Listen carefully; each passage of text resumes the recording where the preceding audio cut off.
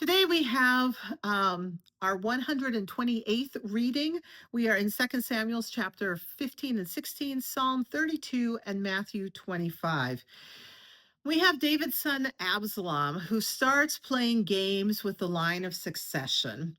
And he is still dealing with the fallout from his sister's um, violation in our yesterday's reading. So Absalom decides to challenge David. David leaves Jerusalem, does his own plotting and scheming, and it is hard to read through all of what is going on here of who's following who is trying to trick someone else. What is the scheming going on? I do believe there are some modern day television shows that follow this type of scheming in kingdoms.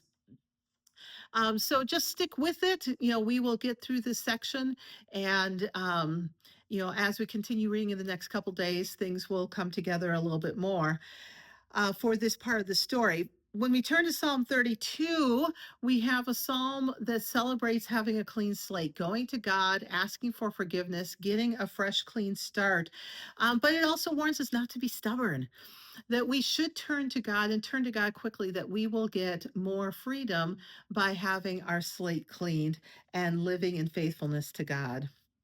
Matthew 25 returns to telling stories again. Unlike the last chapter, that was a little bit of a strange thing about the end times, here we have something that's a little more familiar when we're used to Jesus teaching, where he uses several different stories to make his points for us. We have three main stories in this chapter. We've got virgins with oil lamps. So these are unmarried women who are with a bride. Now, in this time period, you got betrothed or engaged to someone, signed a marriage contract, but then the husband to be goes back home to prepare the home to build a room onto the family's compound to get everything ready for the bride. And depending on the season and what's going on, no one knows how long it takes for a groom to get ready. So as soon as the contract is signed, the bride to be starts preparing for the wedding, gets clothes ready, gets food ready, gets all of the household goods ready. But she and her bridesmaids, unmarried friends and relatives, don't know when the groom is going to come back. And so they need to be ready at all times. And so they are having oil lamps to keep themselves ready at night. Some of them sputter. If you have ever used an oil lamp, it can go out very quickly. And so some of them didn't have enough oil and they run off to get oil, and the groom comes back and then they miss out on the party because they are not ready. So Jesus' message there is, are we ready at any time? Or is it like, yeah, I'm going to do what I want today, and when it seems like Jesus is coming, then we're going to get ready. But Jesus is like, no, we need to be ready every single day. Then we have the story about a master going on a trip and leaving investments with his servants and then returning to see how these servants did. And so there is a ratio of 5 to 2 to 1. Depending on your translation, it might say 5,000 for kind of putting in today's money, or it may say 5 talents, which was a form of income or denomination of money back then. But the first two, the one who got 5 whatevers and one got 2 whatevers, doubled the investment for the master, and the master made them partners. The last one got one and simply buried it. He was trying to play it safe. He wanted to make sure that he had something to give back to the master when the master returned. He got that, but the master's like, you don't take risks. You're playing it safe. Get out of here. I want nothing to do with you.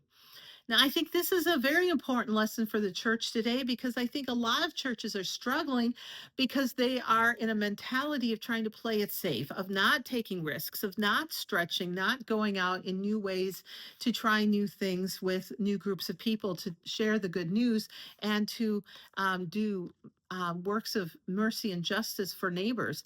And so I think this is something that congregations and church leaders really need to look at and see, are we playing it safe, or are we living into the investment that God has made in us? And are we doubling what God has given us that we can make a report on when God returns? The final story is often called the Great Compassion, the sheep and the goats.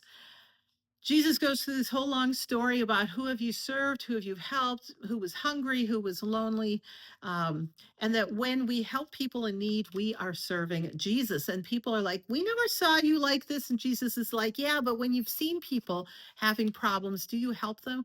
Anyone who's having a problem, I'm with that person. When you help them, you are helping me." So the big question in this one is, who do we serve? And when do we take risks as we think through this whole thing? Are we ready for any time that Jesus might come back? Have we taken a risk to make an investment with what Jesus has invested in us? And are we serving the people that Jesus has called us to serve? Once again, this is a really challenging section. A lot of people are like, "Oh, I turn to Jesus because Jesus makes me feel good and I feel comfortable and I feel safe around Jesus." And while that is true, Jesus does offer to be our shepherd and to keep us safe. Jesus also is trying to equip us to send us out and to go do the work that Jesus did in as a role model for us. He wants us to go do it and get the work done here now in our lives. And so once again, Jesus is like, it's not about sitting around. Get out there and get the work done. Good luck with that today, and we'll see you next time.